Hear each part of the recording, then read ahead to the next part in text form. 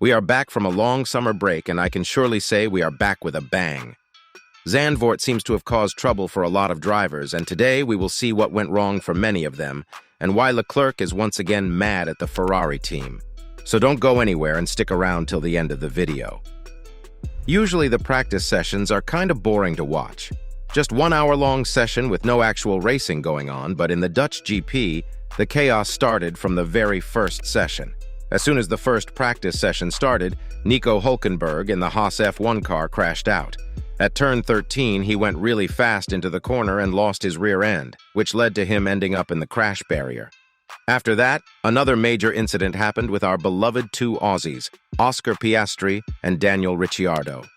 In FP2, Piastri lost control of his car and spun out heading straight towards the barrier and putting himself in such a position that Ricciardo, who was coming behind him, was not able to see him at all. As soon as Ricciardo saw his fellow countryman, he slammed on the brakes but couldn't stop in time. He later revealed from his interviews that he had the option to either crash into Piastri, which could worsen things for Oscar, or crash into the wall. He, as we all know, turned his steering into the wall to avoid any further collision, but sadly the whole thing took a wrong turn for him. The smiling Aussie could not get his left hand off the steering wheel, and when the AT04 collided with the wall, the force from the impact broke his metacarpal. AlphaTauri later gave the bad news that Ricciardo won't be participating in the race weekend and Liam Lawson, the team's reserve driver, will step in. I think the bad luck from McLaren days is still haunting Danny till this day. Into the qualifying, and we saw heartbreaks for Williams and Ferrari fans. With such an impressive performance from Logan Sargent and Alex Albon for getting both Williams into Q3, we hoped for a much better starting position for them. But for Logan, it was a complete disaster as he crashed out on Q3 and brought out a red flag. Following the footsteps of the American, LECLERC also lost control and crashed out with 4 mins left on the clock. I feel bad for LECLERC. He is just not having the year that he wished for. Well, moving on into the race, and boy oh boy, we have a lot on our plate today. From the very first lap to the end, this race was packed with action, crashes, overtakes, and massive blunders. Yeah, talking about you Ferrari team, but we will get to that later. First, let's talk about the first few laps of the race. As usual, Verstappen started from pole, followed by Norris, Russell, Albon, and Alonso. Perez started from P7 and both Ferraris at P6 and P9. By the time the cars headed towards the end of the first lap, chaos unfolded. Suddenly it started to rain down and all the cars started sliding around, going at snail's pace just to make it to the pits. While other drivers chose to hang out for another lap, Checo, LECLERC, and Gasly came straight to the pits to get on intermediate tires.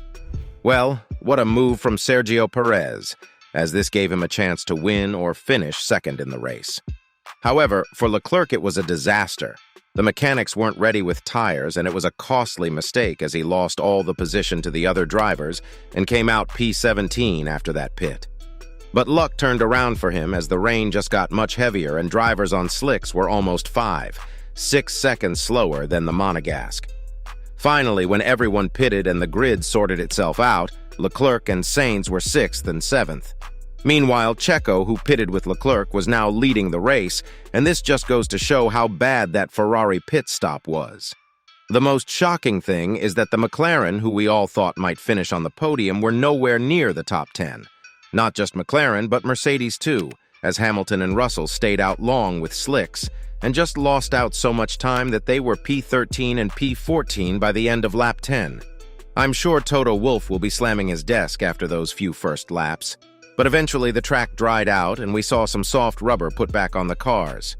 But sadly for the American Logan Sargent, it was another bad day for him. He crashed out in FP2 and he crashed out once again on lap 16, ending his race. With the safety car brought out, Verstappen was leading. Oh yes, Perez was in the lead after the pit stops, but the Dutchman could not be stopped by anyone. So Verstappen followed by Perez, then Alonso and Gasly. We all know who is going to win the race, so let's just pretend that we don't know who Max Verstappen is. Following this rain-soaked drama, it looked like Perez and Alonso would finish on the podium with Mercedes far behind, along with the Ferrari boys. Talking about Ferrari, yes, the day just got much worse for them, especially for LECLERC. The Monegasque went into the gravel trap at turn 11 and picked up some floor damage. So let me sum it up. Crash in qualifying, 9-second pit stop due to no tires, and now this. So after 43 laps, the team just gave up and Leclerc retired from the race. Just when we thought nothing more could happen, it did.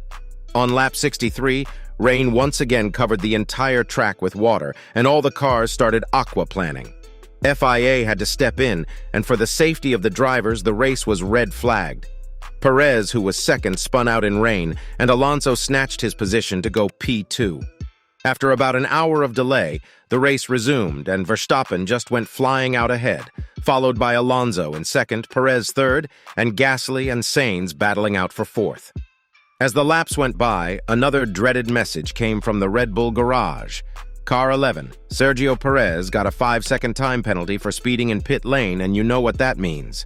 Pierre Gasly and Alpine finished P3 behind Verstappen, and Alonso scoring his podium after almost 2 years, with his last one being at the 2021 Azerbaijan GP.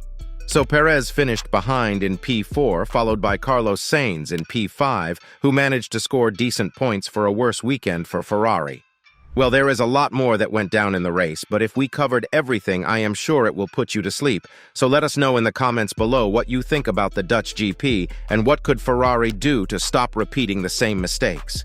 Also, don't forget to like, subscribe, and turn on the bell icon to never miss another upload from us. See you at the checkered flag.